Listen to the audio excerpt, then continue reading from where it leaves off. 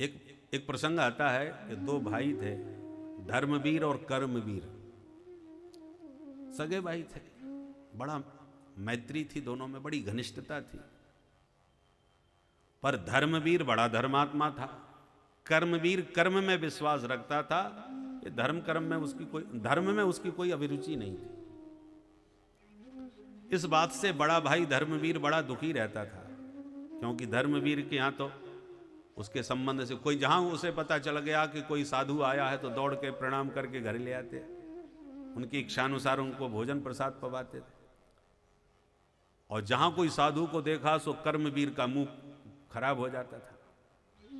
जब तक साधु रहेगा वो घर में ही नहीं आता था, और घर में यदि रहना ही पड़े तो कुंदी मार के कमरे में छुप जाता था कि हमें इनकी शक्ल ही नहीं देखनी है, इनके चेहरे को ही देख के हमको क्रोध आता है, ऐसा नफरत करता था। अब एक बार संतों की पुराने जमाने में जमात चलती थी, इकट्ठे महात्मा लोग चलते थे हाथी घोड़े लेकर के सब। धर्मवीर को पता चला तो जमात के पास जाकर के बोला, महाराज प्रसादी हो जाए, घर में चरण पड़ जाए, बड़ा अहो भाग। बोला महात्मा बोले हाँ ठीक है आ जाएंगे, परंतु निवेदन किया महाराज हमारा एक छोटा भाई, आप बुरा मत मानना, वो साधु संतों से बड़ी नफरत करता है, या तो वो कुछ कह दे तो आप बुरा ना मानिएगा महाराज। महात्मा बोले हम तो पक्के हैं, सुनते ही रहते हैं, हम पर कोई किसी का रंग नहीं चढ़ता, कोई प्रभाव नहीं पड़ता, कहेगा तो सुन लेंगे।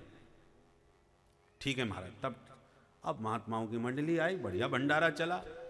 कर्मवीर को पता चला महात्मा लोग आ रहे हैं, सो कुंदी लगा करके कमरे में घुस के बैठ गया।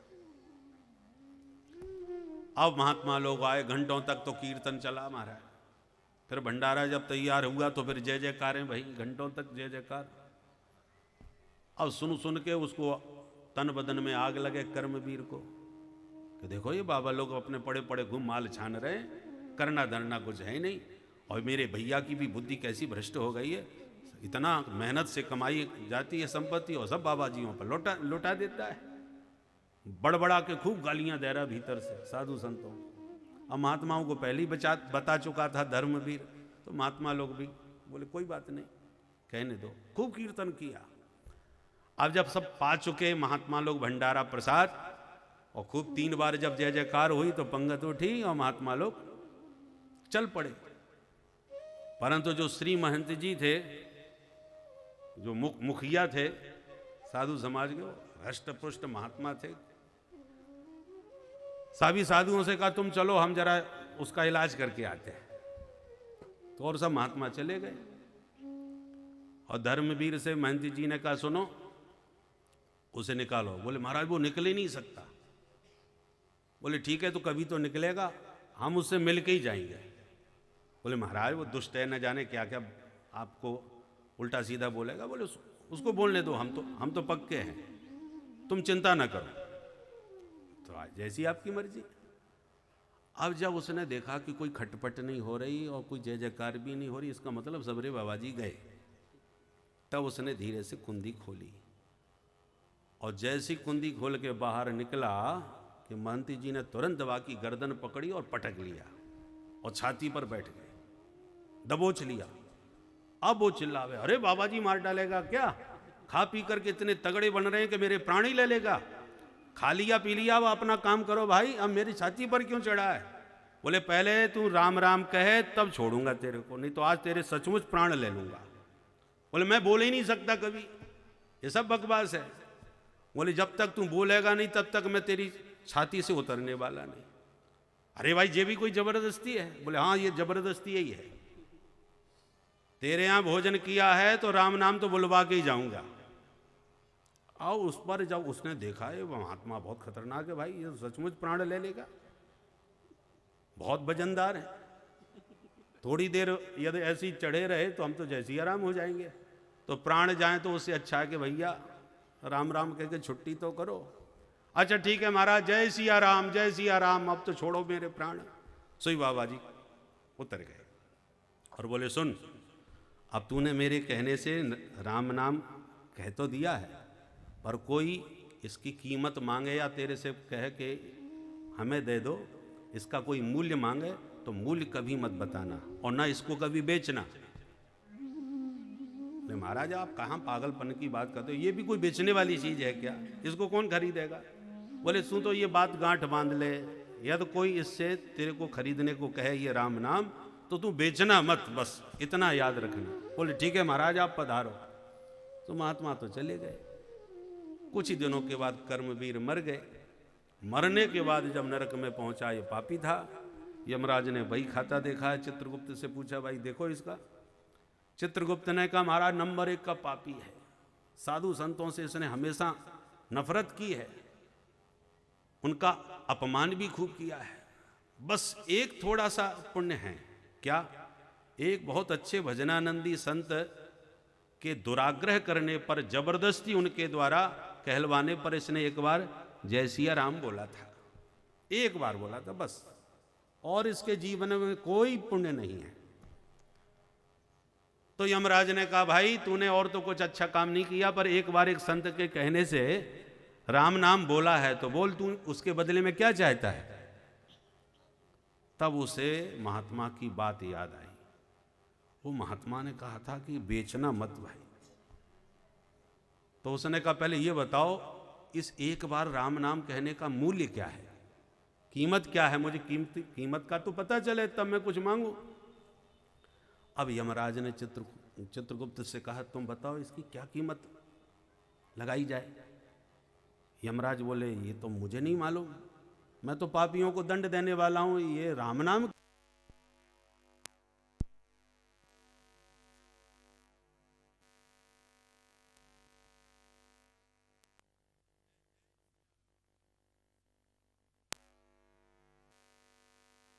मुझे नहीं मालूम। तो कर्मवीर ने कहा कि जिसको मालूम है उसके पास लेके चलो, मैं इसको बेचने वाला नहीं, मुझे इसकी कीमत पूरी पूरी चाहिए, नहीं तो तुम लोग मुझे ठग लोगे।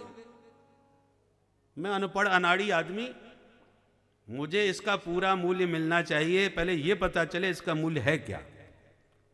तो किसको पता होगा। तो यमराज ने कहा भाई हमको तो मालूम नहीं, चलो स्वर्ग के देवता जो इंद्र हैं उनसे पूछते हैं, शायद उन्हें पता हो।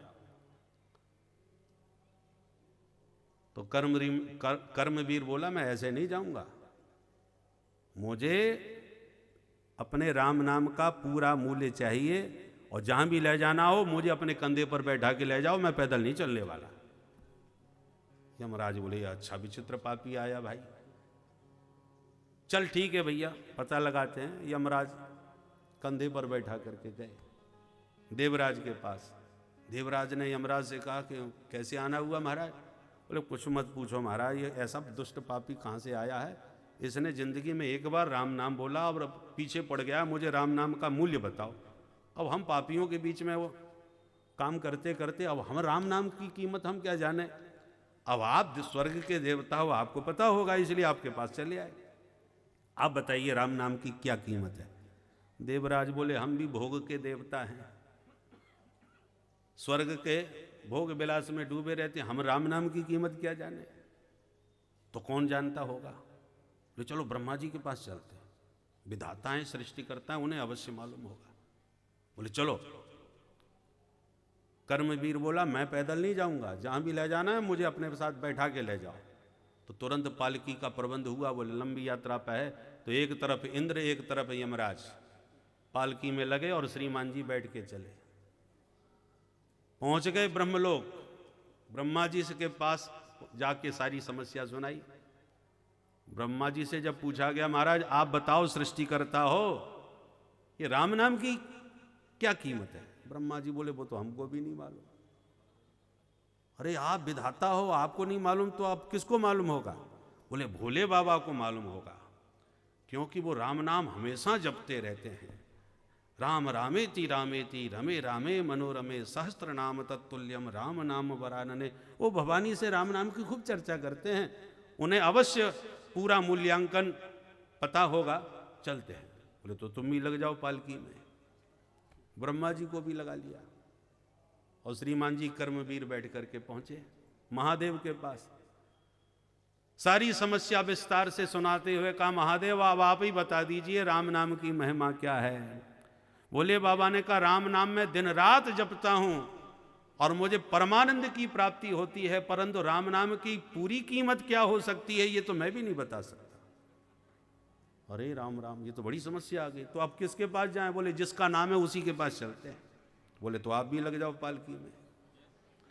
अब तो महाराज ब्रह्मा जी, शंकर जी, देवराज इंद्र और यमराज सब दो दो आगे लगा करके, दो आगे दो पीछे, और श्रीमान जी को पालकी में बैठा करके पहुंचे सीधे साकेत धाम, प्रभु राम जी के दरबार में।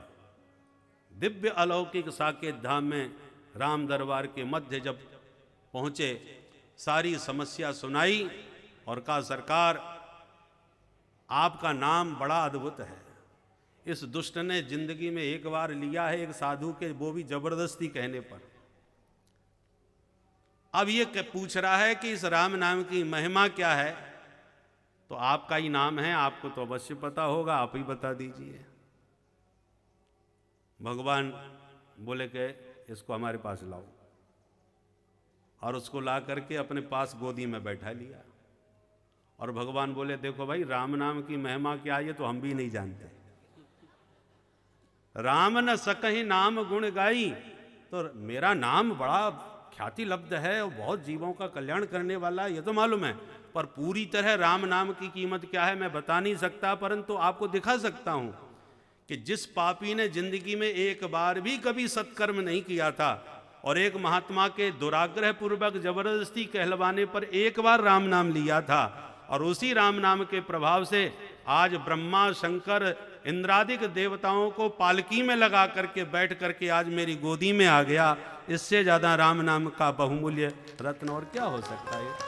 इससे बड़ी कीमत और क्या हो सकती है? जिसका नाम है उस नामी की गोद में आ गया एक पापी केवल एक बार राम नाम कहने से। ये राम नाम की महिमा है। इसलिए कहो कहां लगे नाम बढ़ाई, राम न सकहि नाम गुण गाई।